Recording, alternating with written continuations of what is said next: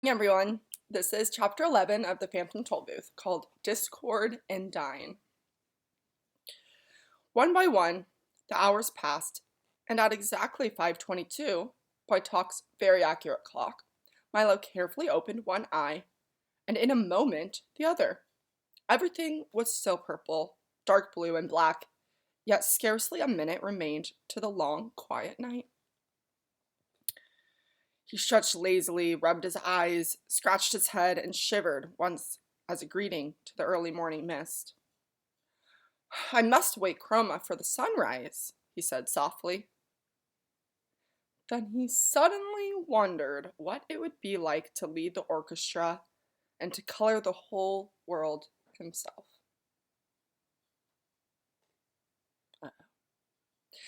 The idea whirled through his thoughts until he quickly decided that since it couldn't be very difficult, and since they probably all knew what to do by themselves anyway, and since it did seem a shame to wake anyone so early, and since it might be his only chance to try, and since the musicians were already poised and ready, he would, but just for a little while.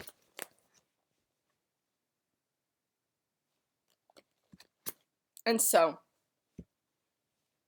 he's supposed to go wake up Chroma. Remember, Chroma was very, very particular. Wake me up at this time, right? And now Milo was going to go try to do it by himself. And so, as everyone slept peacefully on, Milo stood on tiptoes, raised his arms slowly in front of him, and made the slightest movement possible with the index finger of his right hand. It was now 5:23 a.m. As if understanding his signal perfectly, a single piccolo played a single note, and off in the east a solitary shaft of cool lemon light flicked across the sky. Milo smiled happily, and then cautiously crooked his finger again. This time, 2 more piccolos and a flute joined in, and 3 more rays of light danced lightly into view. Then, with both hands, he made a great circular sweep in the air and watched with delight as all the musicians began to play at once. The cellos made the hills glow red, and the leaves and grass were tipped with a soft pale green as the violins began their song. Only the bass fiddles rested as the entire orchestra washed the forest in color.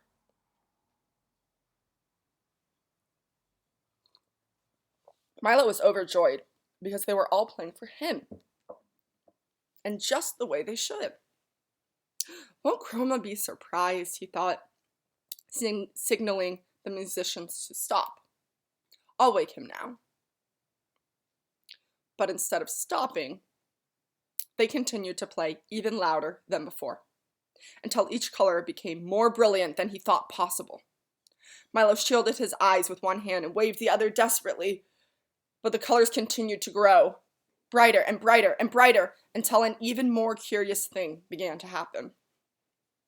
As Milo frantically conducted, the sky changed slowly from blue to tan, and then to rich magenta red.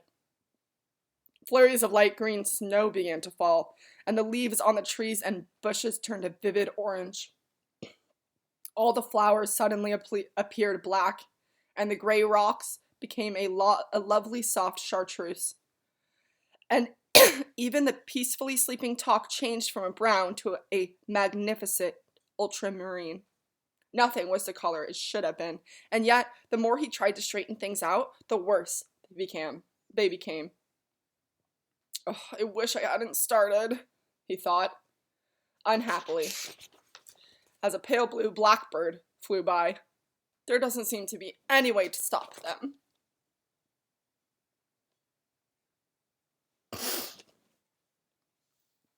He tried very hard to do everything just the way Chroma had done, but nothing worked. The musicians played on, faster and faster, and the purple sun raced across the sky quickly. In less than a minute, it had set once more in the west, and then, without any pause, risen again in the east. The sky was now quite yellow and the grass a charming shade of lavender. 7 times the sun rose and almost as quickly disappeared as the colors kept changing. In just a few minutes, a whole week had gone by. Oh no. At last, the exhausted Milo, afraid to call for help and on the verge of tears, dropped his hands to his sides. The orchestra stopped. The colors disappeared, and once again it was night. The time was 5:27 a.m. "Wake up, everybody! Time for the sunrise!" he shouted with relief, and quickly jumped from the music stand.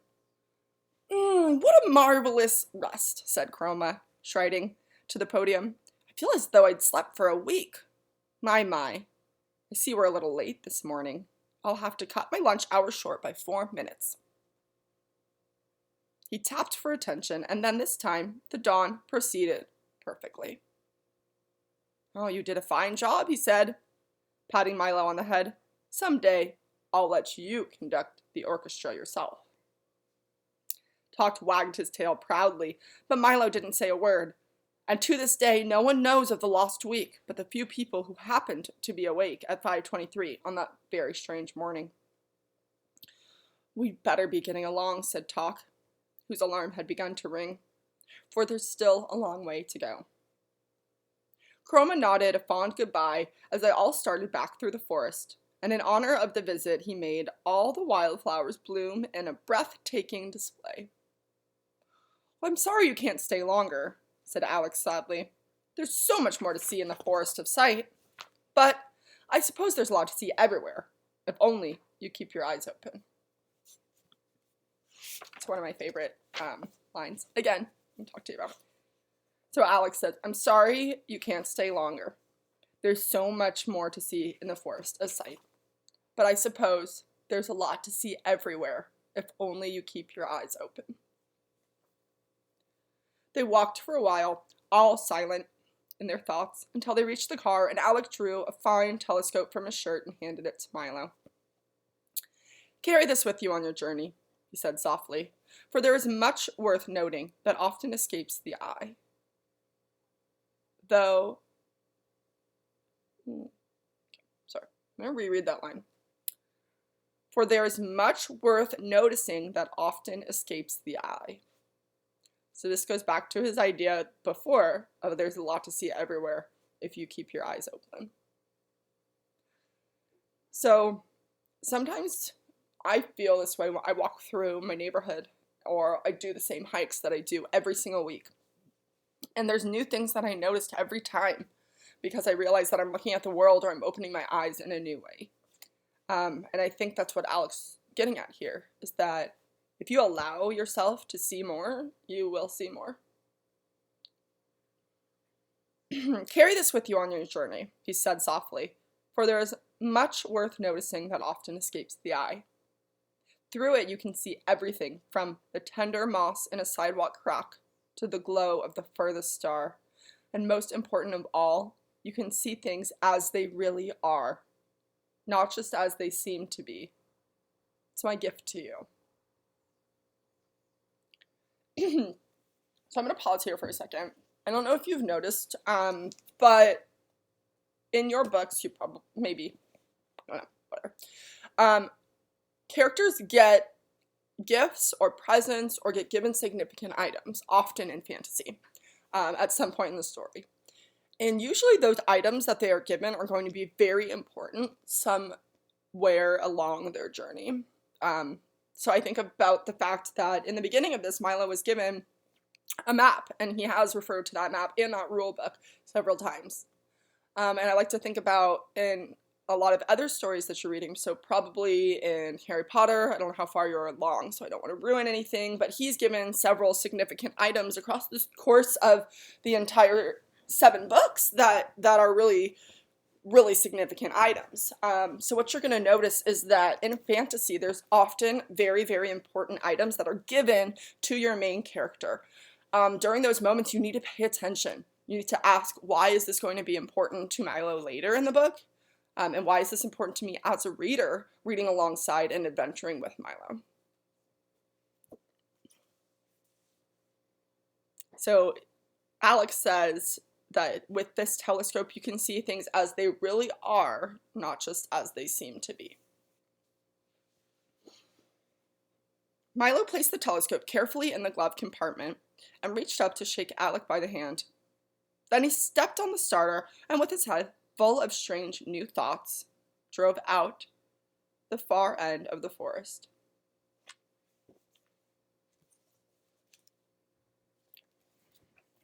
I just flipped back to my map because now that we are further along our journey, we kind of can figure out more of where we are. So this right here is the forest of sight. That's where he came from. And the Valley of Sound. So the Valley of Sound is where he just was conducting the orchestra. All right.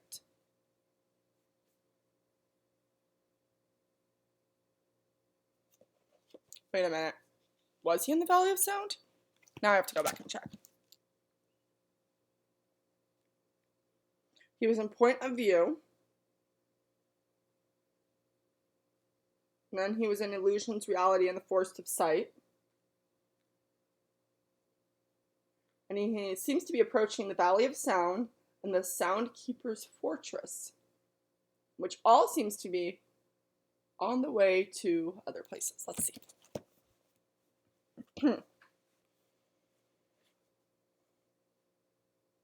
The easy rolling countryside now stretched before them in a series of dips and rises that leaped up one side of each crest and slid gently down the other in a way that made stomachs laugh and faces frown.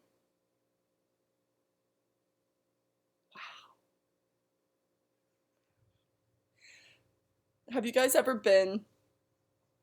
I'm sorry, I know I stopped like 4 times on this page, but like, it's a great page. It's one that like I've had marked from a long time ago. But have you guys ever been on like a hill that goes like woo, woo, woo? And like at like one point like your stomach feels like it drops into your feet or something. So that's kind of what he's describing these as. He says, the easy rolling countryside now stretched before them in a series of dips and rises that leaped up one side of each crest and slid gently down the other in a way that made stomachs laugh and faces frown. Love that picture. As they topped the brow of the highest hill, a deep valley appeared ahead. The road, finally making up its mind, plummeted down, as if anxious to renew acquaintance. I'm going to reread that. The road, finally making up its mind, plummeted down, as if anxious to renew acquaintance with the sparkling blue stream that flowed below. When they reached the floor of the valley, the wind grew stronger, as it funneled through the rocks, and directly ahead, a bright-colored speck grew larger and larger. It looks like a wagon, cried Milo excitedly. What is a wagon? A carnival wagon, second in talk. And that's exactly what it was. Parked at the side of the road, painted bright red and looking quite deserted. On its side, in enormous white letters, bordered in black, was the inscription, Cacophonous A Dischord. And below, in a slightly black letters, bordered in white, was Doctor of Dissonance. Perhaps if someone's at home, he might tell us how far we have to go, said Milo, parking next to the wagon. He tiptoed timidly up the 3 wooden stairs to the door, tapped lightly, and leaped back in fright. For the moment he knocked, there was a terrible crash from inside the wagon that sounded as if a whole set of dishes had been dropped from the ceiling onto a hard stone floor. At the same time, the door flew open, and from the dark interior, a hoarse voice inquired, Have you ever heard a whole set of dishes dropped from the ceiling onto a hard stone floor? Milo, who had tumbled back off the steps, sat up quickly, while Talk and the Humbug, I should keep forgetting the Humbugs with them, while Talk and the Humbug rushed from the car to see what happened. Well, have you? Insisted the voice, which was so raspy that it made you want to clear your own throat. Well, not until just now, replied Milo, getting to his feet. Ha! I thought not, said the voice happily. Have you ever heard an ant wearing fur slippers walk across a thick wool carpet? And before they could answer, he went on in his strange, croaking way. Well, Don't just stand there in the cold. Come in, come in. It's lucky you happened by. None of you looks well.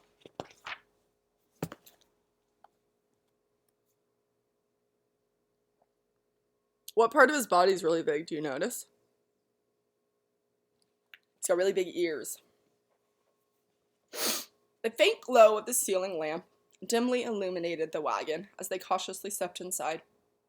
Talk first, eager to defend against all dangers. Milo next, frightened but curious, and the humbug last, ready at any moment to run for his life. That's right, now let me have a look at you, he said. Very bad, a serious case. The dusty wagon was lined with shelves full of curious boxes and jars, and The dusty wagon was lined with shelves full of curious boxes and jars of a kind found in old apothecary shops. It looked as though it hadn't been swept out in years. Bits and pieces of equipment lay strewn all over the floor, and at the rear was a heavy wooden table covered with books, bottles, and bric-a-brac. Have you ever heard a blindfolded octopus unwrap a cellophane-covered bathtub? He inquired again as the air was filled with a loud, crinkling, snapping sound. Sitting at the table, busily mixing and measuring, was the man who had invited them in. He was wearing a long white coat with a stethoscope around his neck and a small, round mirror attached to his forehead. And the only really noticeable thing about him were his tiny mustache and his enormous ears, each of which was fully as large as his head. Are you a doctor? Asked Milo, trying to feel as well as possible. I am Cacophonous A. Dischord, Doctor of Dissonance, roared the man. And as he spoke, several small explosions and a grinding crash were heard.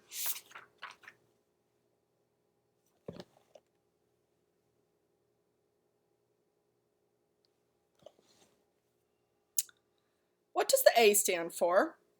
Stammered the nervous bug, too frightened to move. As loud as possible, bellowed the doctor, and 2 screeches and a bump accompanied his response. Now step a little closer and stick out your tongues.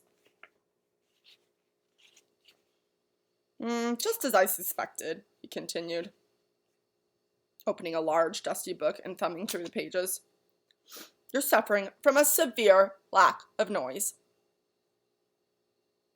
Okay, well, I would say that none of you are ever suffering from a severe lack of noise since you are like the loudest people ever.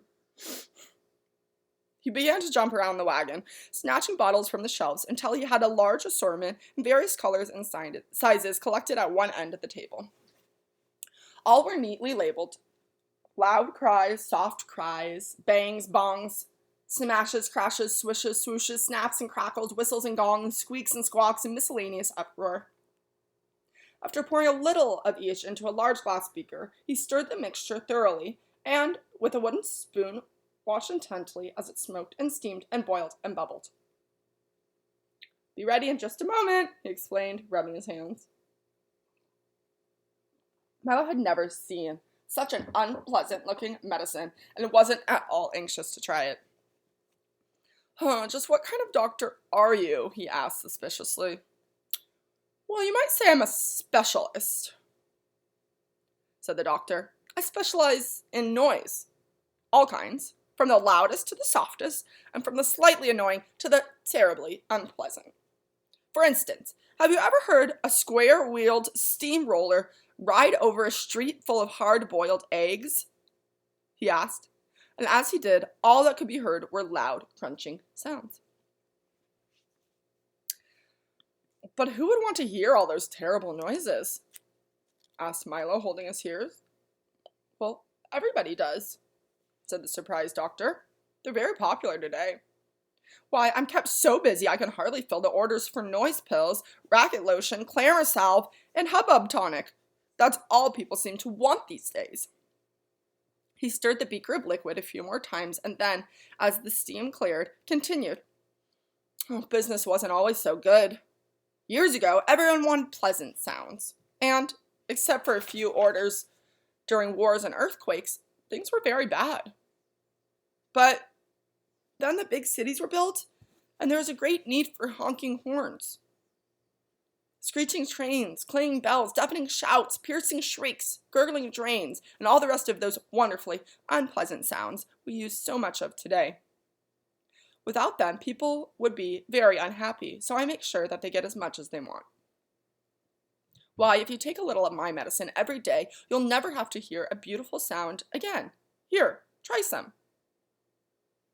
Well, if it's all the same to you, I'd rather not, said the humbug, backing away to the far corner of the wagon. Oh, I don't want to be cured of beautiful sounds, insisted Milo. Besides, growled Talk, who decided that he didn't much like Dr. Dischord, there is no such illness as lack of noise. Oh, of course not, replied the doctor, pouring himself a small glass of liquid. That's what makes it so difficult to cure. I only treat illnesses that don't exist. That way, if I can't cure them, there's no harm done. Just one of the precautions of the trade, he concluded. And seeing that no one was about to take his medicine, he again reached toward the shelf, removed a dark amber bottle, dusted it carefully, and placed it on the table in front of him. Oh, very well. If you want to go all through life suffering from a noise deficiency, I'll give it all to the Dynne for his lunch, he said. And he uncorked the bottle with a hollow-sounding pop. For a moment, everything was quiet as Milo, Talk, and Humbug looked intently at the bottle, wondering what Dr. Dischord would do next. Then, very faintly, at first, they heard a low rumbling sound that sounded miles away. It grew louder and louder and louder, and closer and closer and closer until it became a deafening, ear-splitting roar that seemed to be coming from inside the tiny bottle. Then, from the bottle, a thick bluish smog spiraled to the ceiling, spread out, and gradually assumed the shape of a thick bluish smog with hands, feet, bright yellow eyes, and a large frowning mouth. As soon as the smog had gotten completely out of the bottle, it grasped the beaker of liquid, tilted back what would have been its head, if it really had one, and drank it all in 3 gulps. Ah, that was good, master, he bellowed, shaking the whole wagon. I thought you'd never let me out. It's terribly cramped in there. This is my assistant, the awful Dynne, he said. You must forgive his appearance, for he really doesn't have any.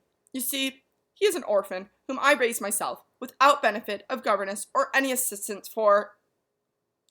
No nurse is good nurse, interrupted the Dynne, doubling with laughter, if you can imagine a thick bluish smog doubling up with laughter.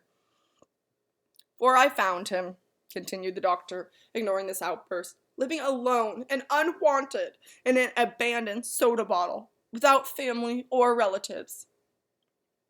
No niece is good niece, roared the Dynne again, with a laugh that sounded like several sirens going off at once, and he slapped at where his knee should have been.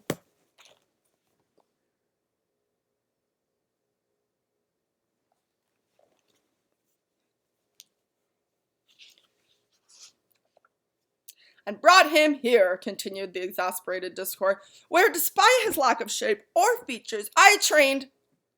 No nose is good nose, thundered the Dynne once again as he collapsed in another fit of hysterics and clutched his sides. Well, I trained him as my assistant in the business of concocting and dispensing noise, finished the doctor, mopping his brow with a handkerchief.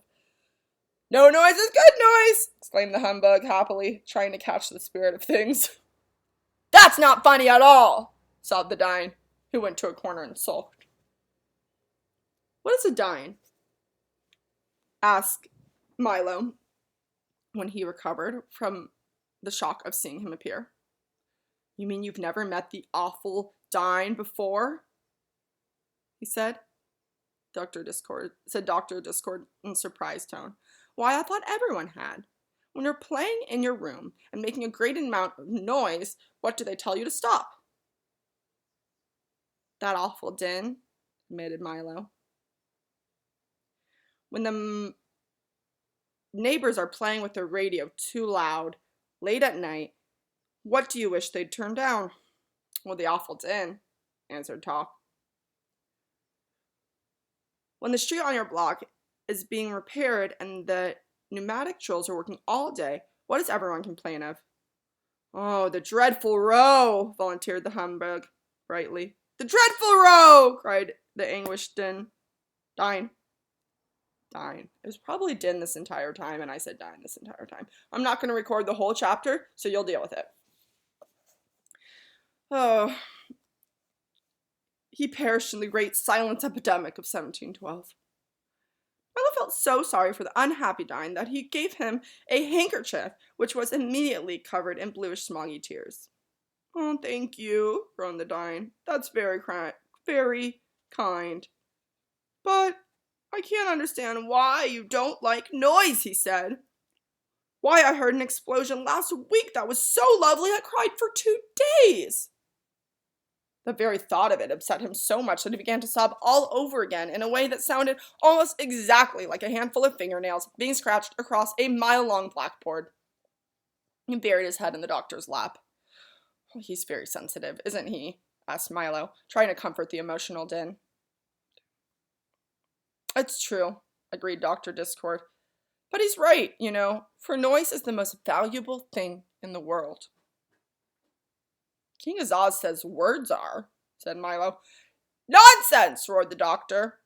Why, when a baby wants food, how does he ask? He screams, answered the Dynne, looking up happily.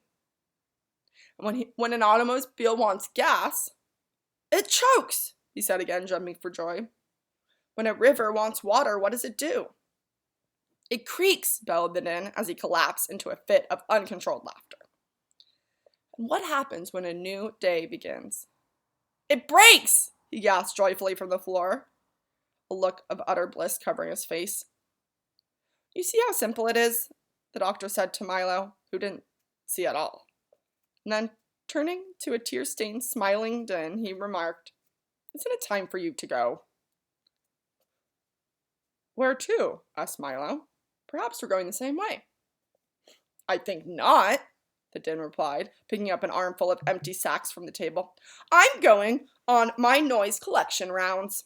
You see, once a day, I travel throughout the kingdom and collect all of the wonderfully horrible and beautifully unpleasant noises that have been made, pack them into my sacks, and bring them back here for the doctor to make his medicines from.